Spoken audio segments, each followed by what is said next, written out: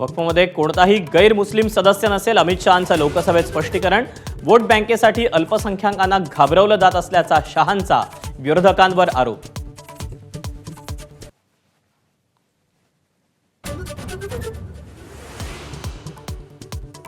वक्फ सुधारणा विधेयकावर लोकसभेत वादळी चर्चा. विधेयक आणलं नसतं तर वक्फनं संसदेवरही दावा केला असता. रिजिजू यांचा टोला. काँग्रेस सपा तृणमूलचा विधेयकाला विरोध.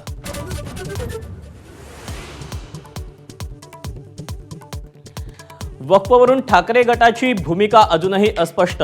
विधेयकातल्या चुकीच्या गोष्टींचं समर्थन नाही अरविंद सावंतांची भूमिका.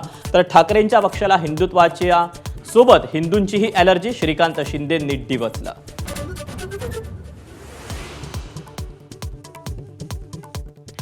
भाजपच्या अध्यक्षपदावरून संसदेत टोलेबाजी. एवढा मोठा पक्ष एक अध्यक्ष निवडू शकत नाही, अखिलेश यांचा टोला.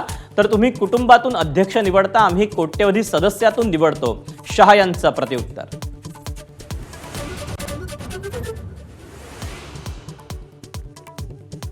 चुलत्याच्या कृपेनं बरं चाललंय. अजितदादांच्या वक्तव्यानं राजकीय चर्चांना उधाण. तर अजितदादांनी काकांना आशीर्वादापुरतं मर्यादित ठेवलं, फडणवीसांची कोपरखळी.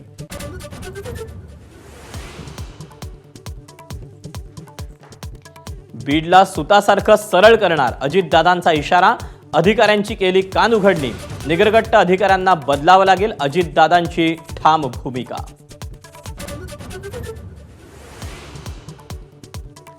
अजित पवारांच्या बीड दौऱ्याकडे पाठ फिरवत धनंजय मुंडेंची मुंबईत फॅशन शो मध्ये उपस्थिती.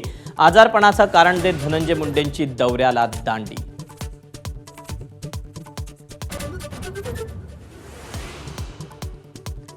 कोल्हापूरच्या पट्टणकोडोलीतील शिवरायांचा पुतळा हटवू नका. तणावानंतर उपमुख्यमंत्री शिंदेंच्या सूचना. विना परवानगी पुतळा बसवण्यावरून प्रशासन आणि शिवभक्त आमने सामने.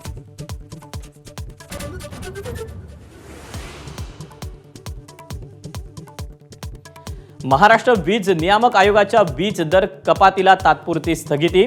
दर कपाती विरोधात महावितरणची नियामक आयोगाकडे याचिका. 1 एप्रिलपासून लागू होणार होती दर कपात.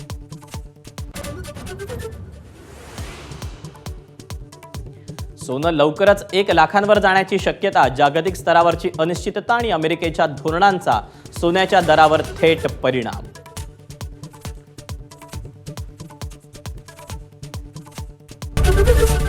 एबीपी माझा, उघडा डोळे बघा नीट.